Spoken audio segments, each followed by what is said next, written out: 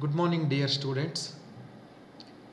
In this session, we are going to learn about armature reaction and its effects. Comes under the performance of DC generator of Unit 2. Let us recall what we have learned in the previous session. In the previous session, we have learned about EMF equation of DC generator and we have solved problems based on EMF equation.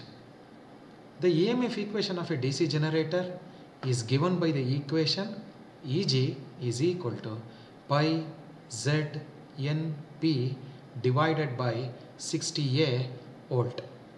Here the letter Eg stands for generated voltage, pi stands for flux per pole, Z stands for number of conductors, N stands for speed of the armature, and P is the number of poles in the generator. A is the number of parallel paths. Here the number of parallel paths will be taken as 2 if the winding is wave connected, and parallel path A should be taken equal to the number of parallel paths, number of poles, that is P. So hence in case of a wave winding, A should be is equal to 2 and A should be is equal to P if it is a lap connected. In today's session, we are going to learn about the armature reaction. Armature reaction is one of the very important parameter. Why? Because armature reaction going to affect the performance of the generator. Hence, we have to study the armature reaction in detail. In this session, the contents of this armature reaction are armature reaction, the meaning and definition, the process of armature reaction, and the effects of armature reaction, which are nothing but cross magnetizing effect and demagnetizing effect. Before understanding what exactly the armature reaction is, first we will recall two important rules: Faraday's right hand rule, right hand thumb rule, while understanding the armature reaction. Fleming's right hand rule is used to find the direction of the induced EMF in the armature conductors, whereas the right hand thumb rule is used to identify the direction of the flux around the current carrying conductor. Let us consider a two-pole generator as shown in the figure. The main poles N and S, these are the conductors under N pole are rotating or moving upwards, and these are the conductors below S pole are moving downwards. That means the armature is rotating in clockwise direction. When we apply this Fleming's right hand rule to these conductors which are under N pole, then we get the direction of the induced EMF as indicated by the cross arrow. The cross mark indicates the current moving away from the observer or moving into the conductor. When we apply the same Fleming's right hand rule to those conductors below S pole, gives the direction of the current moving towards the observer or out of the conductor, denoted by a dot mark. So this is how we can apply the Fleming's right hand rule. See the Fleming's right hand rule, the thumb indicates the motion, that means the conductors under N pole are moving upward. The forefinger indicates direction of the magnetic field, that is from north pole to south pole, whereas the middle finger indicates the direction of the current, which is cross mark. applying the same Fleming's right hand rule to those conductors under S pole. Again, the direction of the thumb is pointing towards the down because these conductors are moving downward, and the magnetic field as it is in the same direction from north to south. So hence the forefinger should be pointed towards this direction, and the current direction, that is the middle finger, gives you the current coming towards the observer marked in dot mark. Now, after identifying the direction of the induced EMF or the current, now it is important to identify the direction of the magnetic flux around these conductors. Now, this is obtained by right hand thumb rule, also called as corkscrew rule, also called as right hand gripping rule, and is as shown in this figure. Okay. Now, what this law says is that imagine you are holding a current carrying conductor in your right hand such that the thumb is pointing towards the direction of the current. Then the rest of the fingers encircling the conductor will gives you the direction of the magnetic field. Now apply the same law to the conductors which are below the N pole. We get the direction of the magnetic field in this clockwise direction. Similarly, when we apply the same right hand thumb rule to those conductors below S pole, we get the direction of the flux around this conductor in this direction. So hence the resultant flux will flows downward. What I said, the resultant flux will flows downward, whereas the main flux is moving in this direction. The armature flux, main armature flux, will flows downward. So these two laws, with the help of these two laws, we can identify the direction of the current and the direction of the magnetic field in these conductors. With the help of these two rules, we can easily understand the process of armature reaction. Next. Now, what exactly the armature reaction? The armature reaction is defined as the effect of armature flux over the distribution of main flux. That means armature flux created in the generator will affect the distribution of the main flux, and that phenomenon is called as armature reaction. Here, what is meant by armature flux? The flux produced by the armature conductors when the current flows through them. And what is main flux? Main flux is the flux which is produced by the main poles, which is necessary for the operation of the generator. Okay. So here in this slide, so we know what exactly the definition of armature reaction. Okay. So in simple, the effect of armature flux over the distribution of the main flux is called as armature reaction. Now, in order to understand in brief about the armature reaction, let us consider when the generator is not loaded. Then what happens? When the generator is not loaded, there will be no armature current. When there is no armature current, obviously there is no armature flux, and when there is no armature flux, definitely there exists only the main flux, and it is indicated by the letter Fm. Now, in the second case, when the generator is loaded, obviously the armature conductor will carry the load current and produces the armature flux, and now this armature flux will affect the main flux, which is also called as, it distorts the main flux, and this overall phenomenon is called as armature reaction. That means when the generator is not loaded, there will be no armature reaction because there will be no armature flux at all. Only there exists the main flux. But as soon as the generator is loaded, armature conductor will carry the current and produces armature flux. And this armature flux will affect the main flux, and this phenomenon is called as armature reaction. Hope you got the exact definition of and the meaning of armature reaction. Now,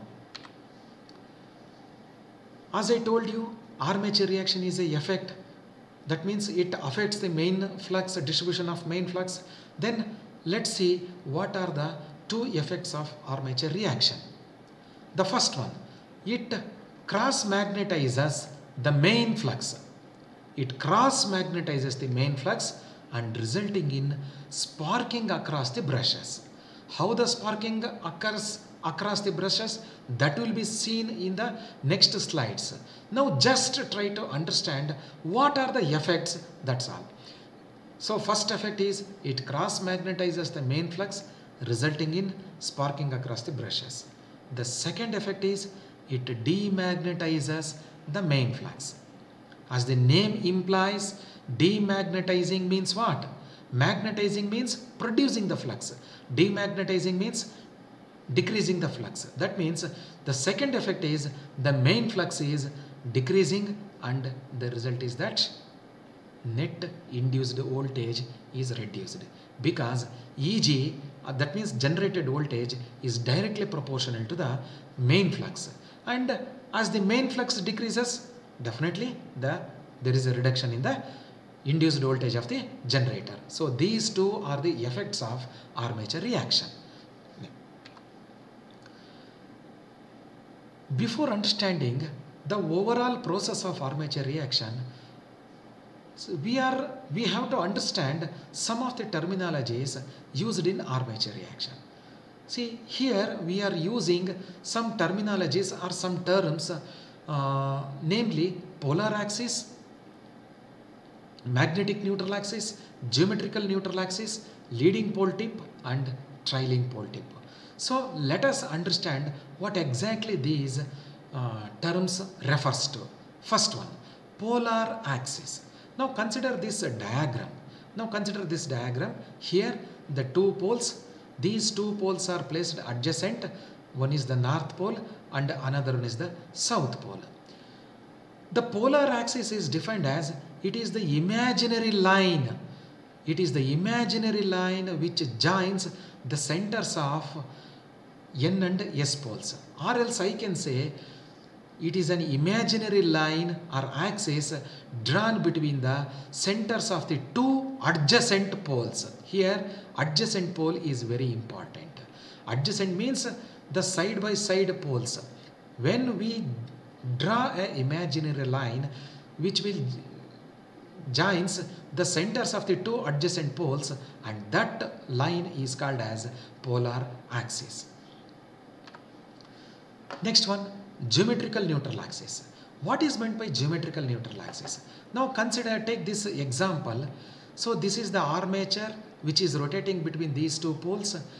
The imaginary line or the axis which bisects the armature into two parts, then that axis is called as geometrical neutral axis. So this is the definition. It is the axis which divides the armature core into two equal parts, and that axis is called as geometrical neutral axis. Next one, magnetic neutral axis. So this is very important in understanding the process of armature reaction. What is this magnetic neutral axis? It is the axis along which no EMF will be induced. That means what? Suppose if you take the example of this conductor, when this conductor starts moving from this position to this position, so initially the conductor will cut some maximum flux, hence maximum EMF will be induced. As soon as the conductor reaches this position, the cutting of the flux decreases, hence at this position the EMF induced in the conductor becomes zero. Hence, this axis is called as magnetic neutral axis, or the axis along which no EMF will be induced. It is called a magnetic neutral because here in this position the conductor will not cut, no more flux. Hence, it is called as a magnetic neutral axis. Remember, the most important point is the brushes are always placed along this magnetic neutral axis, because if the brush is placed somewhere else, apart from this position, the conductor in other position, the EMF induced in the conductor will produce as a spark across the brushes. Hence, brushes should always be placed along the magnetic neutral axis. Hence, sometimes magnetic neutral axis is also called as brush axis, also called as commutation axis. Here, one important point to be noted is that magnetic neutral axis is always perpendicular to the main flux. So, in the whole of the study of armature reaction, this point is very important. Magnetic neutral axis is always perpendicular to the main flux. That means, see, the main flux is in this direction. Obviously, the magnetic neutral axis in this direction, because it is always perpendicular to the main flux. Now, if the if the armature flux shifts by an angle theta, then definitely the magnetic neutral axis will also shift by an angle of theta, because magnetic neutral axis and main flux are interlocked by an angle of 90 degree. So this point is important. Now, leading pole tip and trailing pole tip. Every pole will have two edges or two tips. So then, which one we are going to call trailing pole tip and which one we are going to call as a leading pole tip? Let's see. Imagine the armature is rotating in clockwise direction. In its clockwise direction, the edge of the pole which is first met by the armature conductor in its rotation is called as leading pole tip. That means, if the armature is rotating in this direction, the conductor first meet this edge of the pole. Hence, it is called as leading pole tip. Then what is meant by trailing pole tip? The other edge is obviously trailing pole tip. That means, how it is been defined? The edge of the pole which is met by the armature conductor in its rotation at the last is called as trailing pole tip. So for this pole, this is the leading pole tip, because this is the edge which was first met by the conductor, and this is the trailing pole tip which was met by the armature conductor in its direction of rotation at the last. See, this is the, if in this pole, if this is the trailing pole tip, obviously this is the trailing pole tip for this pole, which are diagonally opposite. And if it is the leading pole tip, diagonally opposite, this is the leading pole tip for this particular pole. Now, here another important point is that is these positions, that is the trailing pole tip and leading pole tip, are fixed? No. The position of the trailing pole tip and the leading pole tip will depends on the direction of the rotation of the armature. If the armature is rotating in the anti-clockwise direction, definitely the leading pole tip will comes here and the trailing pole tip will comes here. And for this pole, this will becomes the leading pole tip and this will becomes the trailing pole tip, and this will becomes the leading pole tip if the armature is rotating in anti-clockwise direction. After understanding the terms used in armature reaction, now let us consider a two-pole generator for understanding the armature reaction. So when we consider two-pole generator, we have to consider two cases. First one, what happens when the generator is not loaded?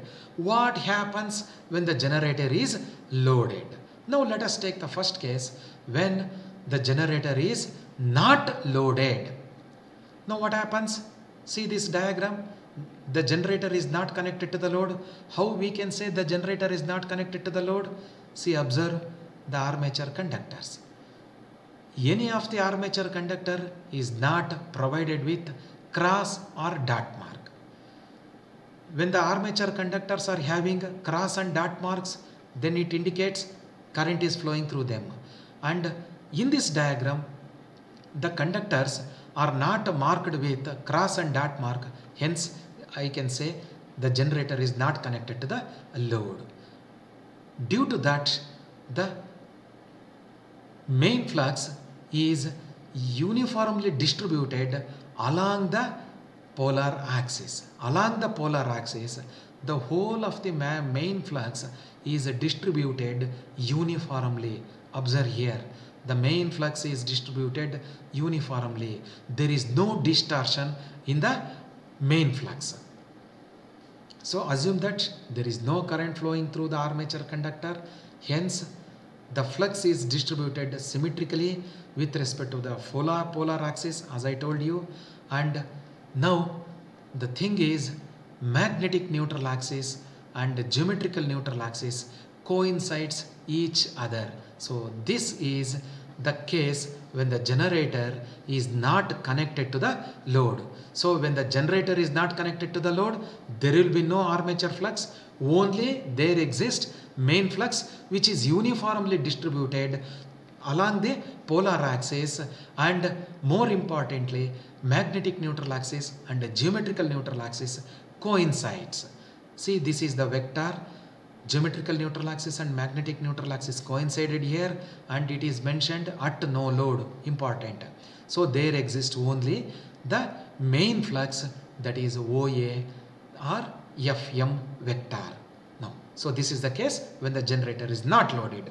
Now, second case, when the generator is loaded.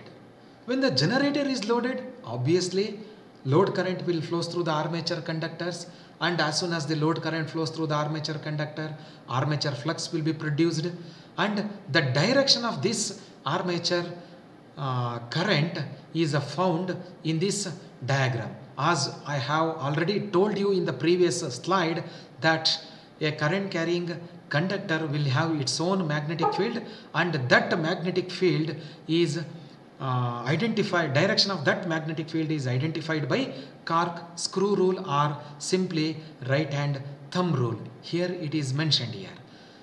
The conductors under N pole carries the current in the direction moving away from the observer, marked as dot mark, cross mark.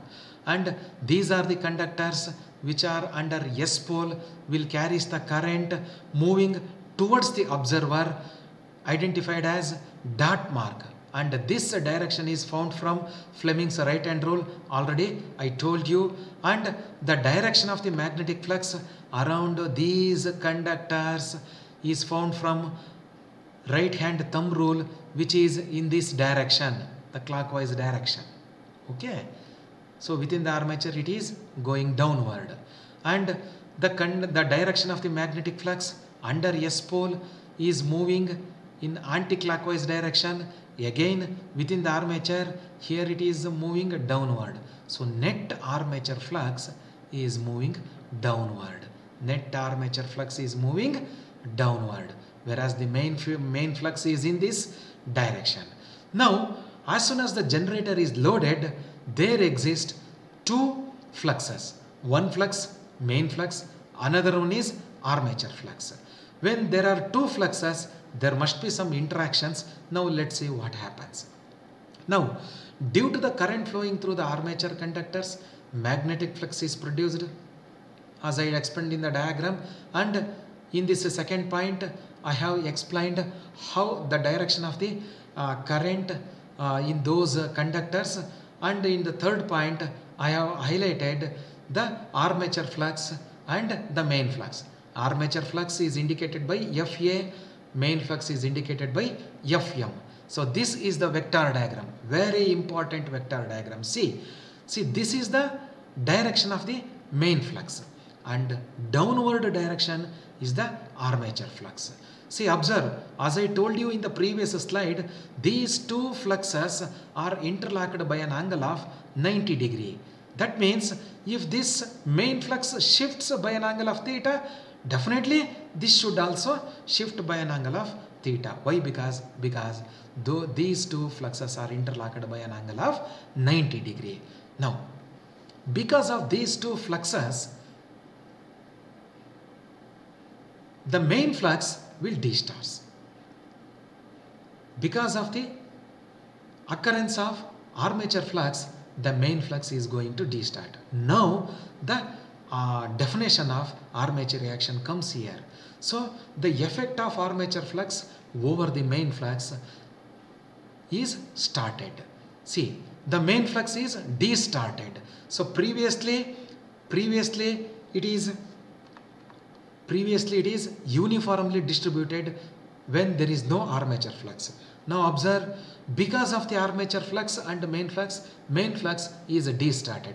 How it is distorted? Observe carefully. The flux density is increased at the trailing pole tip. See, this is the trailing pole tip and this is the trailing pole tip. Because the armature is rotating, assumed to be rotating in clockwise direction, this is the trailing pole tip and this is the trailing pole tip. This one is the leading pole tip and this is also the leading pole tip. See, now observe, the main flux distorted, like the flux density is increased in the trailing pole tip, weakened or decreased in the leading pole tip. I can say the flux is crowded at the trailing pole tip, weakened at the leading pole tip. Now due to this one, what happens? See, observe here. Due to this one, what happens? As the main flux is changes its orientation, already I told you, see here, this main flux orientation is shifted like this. So hence obviously the magnetic neutral axis should also shift by an angle of theta.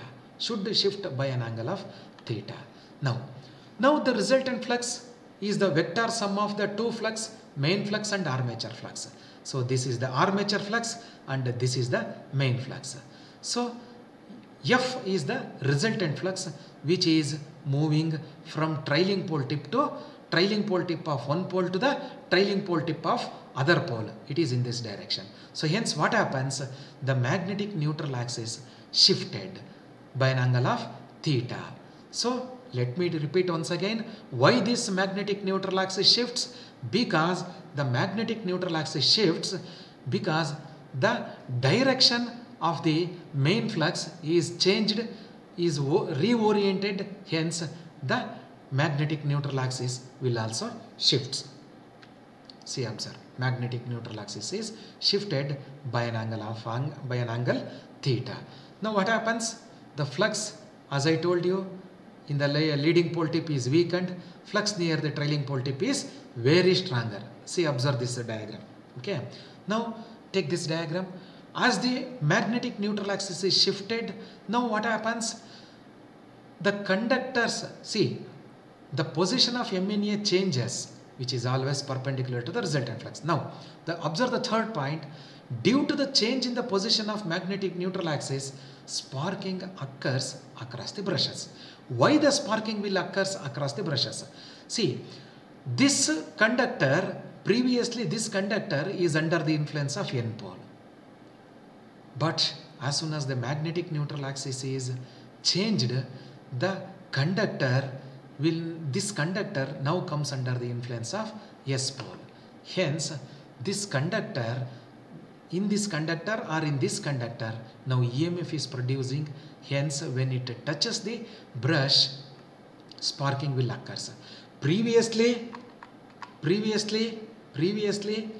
when the conductor starts touching this brush, so this is the axis along which no EMF will be produced because magnetic neutral axis is coincide with the geometrical neutral axis, hence no sparking across the brush.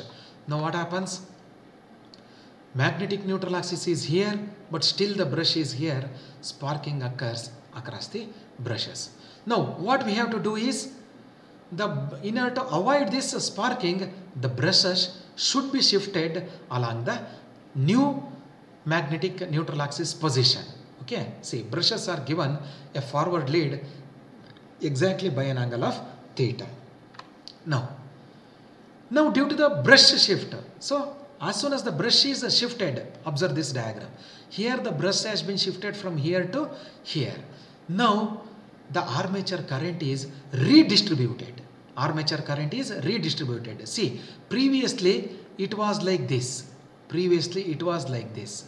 Here it was like this. Now because of the changing position of the brush, the armature conductors have been redistributed. Hence the armature flux changes its orientation in this direction as shown here, FA. Previously it is vertically downward. Now because of the change of the brush to new MNA, armature flux changes its orientation. Now as the armature flux changes its orientation by an angle of theta, now we have to resolve this vector into vertical component and horizontal component. That means the armature flux now will have two components. One is the horizontal component which will moving opposite to the main flux. See, observe these two. North pole, it produces the flux in this direction, whereas this horizontal component of the armature flux moving opposite to the north pole, and another one component of the armature flux is vertically downward, which will crosses the main flux.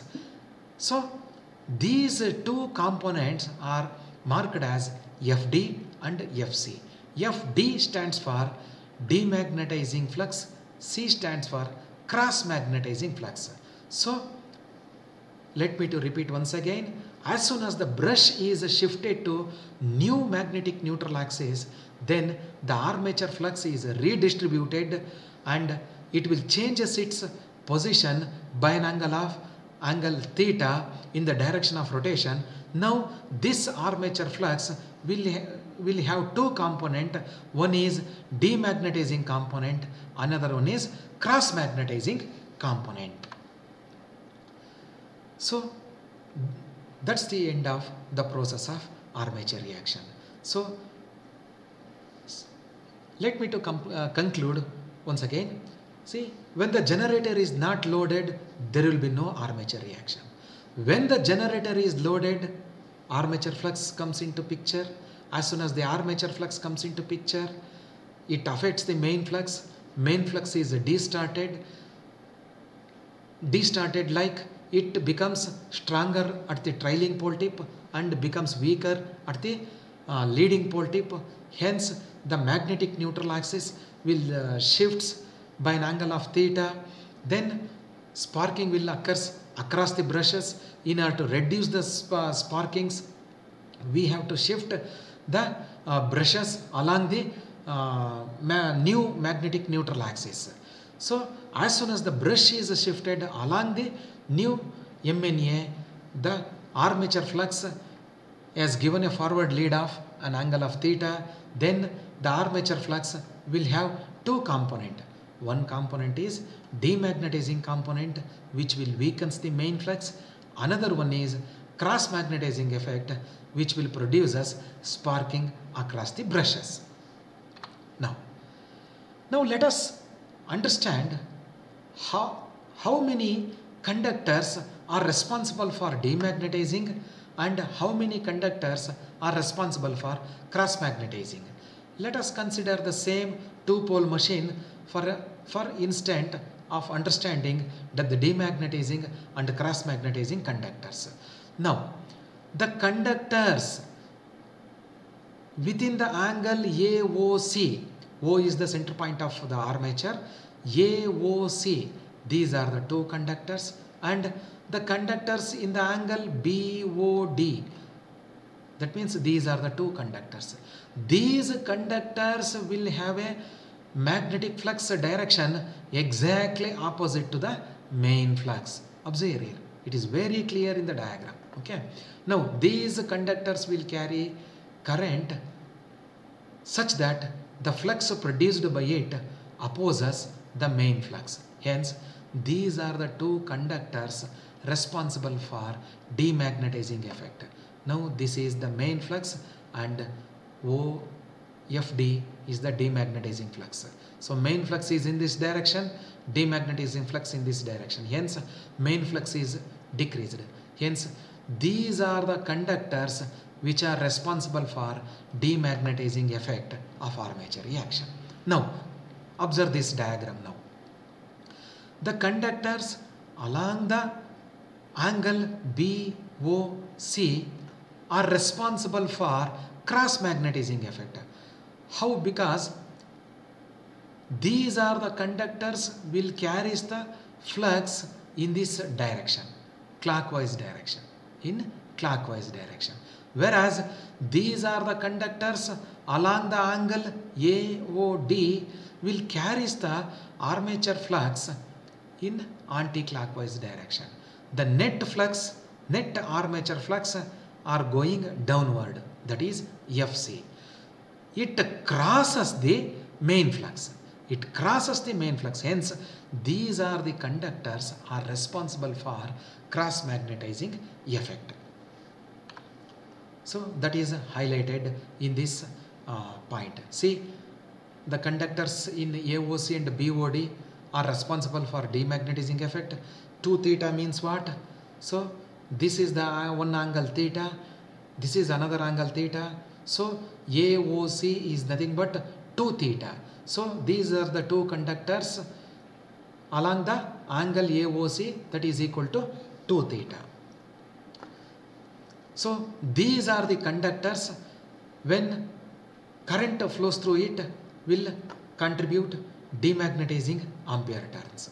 And similarly the conductors along the angle AOD, along the angle AOD, see AOD and BOCOB are responsible for cross magnetizing effect, and when the current flows through these conductors, cross magnetizing ampere turns will occurs. Now, how to calculate cross magnetizing and demagnetizing ampere turns for every pole? Why we have to calculate is that in order to avoid or in order to reduce the effect of armature reaction, we have to exactly know how many conductors are responsible for demagnetizing and how many conductors are responsible for cross magnetizing. By knowing this, we can put extra turns for those poles to neutralize the armature reaction effect. Now let us consider Z, the total number of conductors, as usual, the P, number of poles, and here the we have used the letter I instead of IA. Then what is the difference between I and IA? IA is the overall or total armature current. Then what is I? I is the current flowing through each armature conductor. That means whole of the armature conductors are divided into number of parallel paths. So hence the current flowing through each parallel path is given by the formula IA by 2, which is also nothing but the current flowing through each conductor. So here IA should be divided by 2 for a simplex wave winding, because in wave winding there are only 2 parallel paths. Hence the overall armature current must be divided by 2, and IA divided by P. This is for simplex lap winding, because the number of parallel paths are equal to number of poles. Hence the current through each armature conductor is found out by formula IA divided by P, and theta m is nothing but the mechanical degrees that the brush has been shifted in terms of mechanical degrees. Then here I have mentioned the 2 degrees, electrical degree and mechanical degree. The relationship between the electrical degrees and mechanical degrees is that, for the instant, let us consider two-pole machine. When a conductor completes its one cycle of rotation, mechanically it is 360 degree, and in that one revolution it produces one cycle of EMF. So hence mechanically it is 360 degree and electrically it is also 360 degree. No difference in case of a two-pole machine regarding electrical and mechanical degrees. Now coming to the example of a four-pole machine. In case of a four-pole machine, when a conductor makes one complete cycle of rotation, it produces two cycles, because one cycle is produced for two poles and two cycles are produced for four poles. In that context, in a four-pole machine, when a conductor completes its one cycle of rotation, mechanically still it is 360 degree. But what about electrical degrees? It is 720 degree. 720 degree. So that is the formula here. Theta electrical is equal to what? Pair of poles into mechanical degrees. So for a two-pole machine, pair of pole is 1, mechanical 360 degree. So electrically in a two-pole machine, so electrical is also 360 degree, mechanical is also 360 degree. Now if it is a four-pole machine or two-pair pole, so four-pole is nothing but two pairs. Okay. So in that case, theta electrical is equal to what will be the pair of poles? 2. For a four-pole machine, the pair of poles is 2. Mechanically 360 degree. So 360 into 2, 720 degree. So hence theta mechanical is calculated by using the formula theta electrical divided by pair of poles. Divided by pair of poles. Now these are the two formulas which will precisely calculates demagnetizing ampere turns and cross magnetizing ampere turns.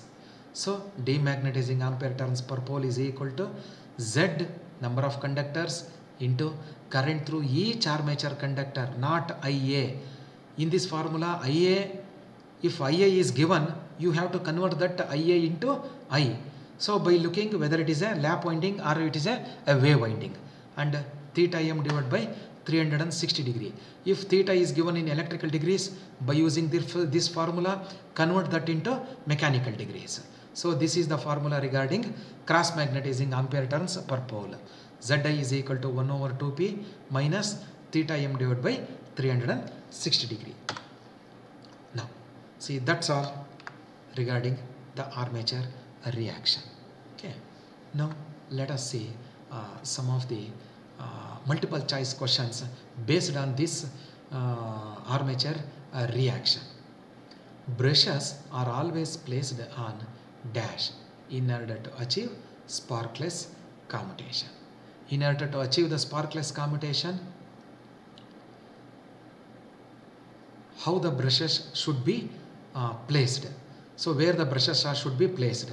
See, these are the four options.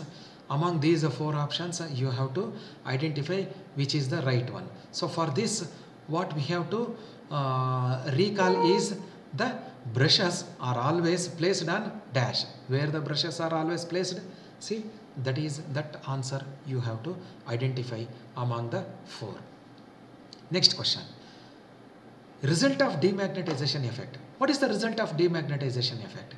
As the name implies, you have to identify one right answer among the four. Commutation, one choice is commutation, another one is a reduction in the main field, reduces the terminal voltage, and another one is both B and C. You have to identify. In armature reaction, flux density under the trailing pole tip in case of a generator will. So I have explained clearly in the process of armature reaction how the flux, main flux is distorted. It is something happens in the leading pole tip, something is going to happen in trailing pole tip. That answer you have to identify based on that logic. Fourth one, in armature reaction, flux density under leading pole tip in case of a generator will. So almost similar to the previous one. In the previous question, it is trailing pole tip. Here it is a leading pole tip. The next one is, which axis undergoes shifting as a result of armature reaction? You can easily identify the answer. No problem in this. GNA, MNA, both GNA and MNA, and the flux will remain fixed. Is it so? You have to identify the logic for the logic to identify the answer. Sixth one, in DC generator, armature reaction is actually produced by, so who is responsible for armature reaction? Field current, armature conductors, field pole winding, load current in the armature. There is a close relationship between the answer B and the D. You have to use a logic that I have explained in the in this session. Using that logic, you have to identify the right answer. The next seventh MCQ is, in a DC generator, the effect of armature reaction on the main pole flux is to what? Reduce it, distort it, reverse it, both A and B. Easy. Now, in a 6-pole machine, DC machine, 90 mechanical degrees correspond to dash electrical degrees. I have highlighted the relationship between the mechanical degrees and electrical degrees. Based on that logic, you have to identify the answer. The ninth one, in a clockwise rotating loaded DC generator, brushes have to be shifted. Remember, the magnetic neutral axis shifts based on the direction of rotation of the armature. That I have explained. Using that logic, identify the right answer.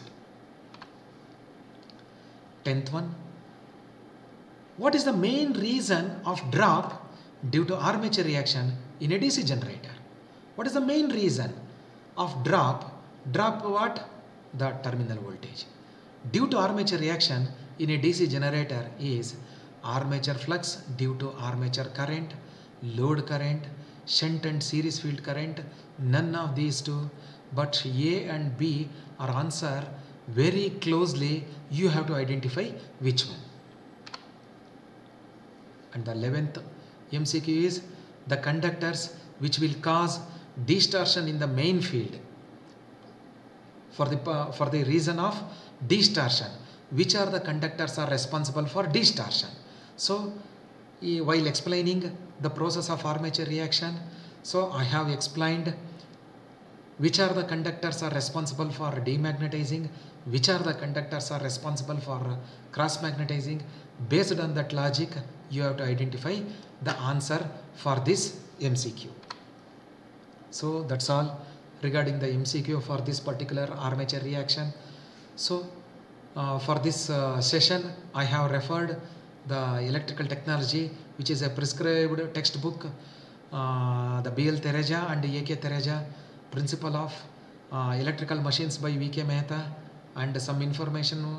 I googled some of the informations and have taken some of the diagrams from the YouTube.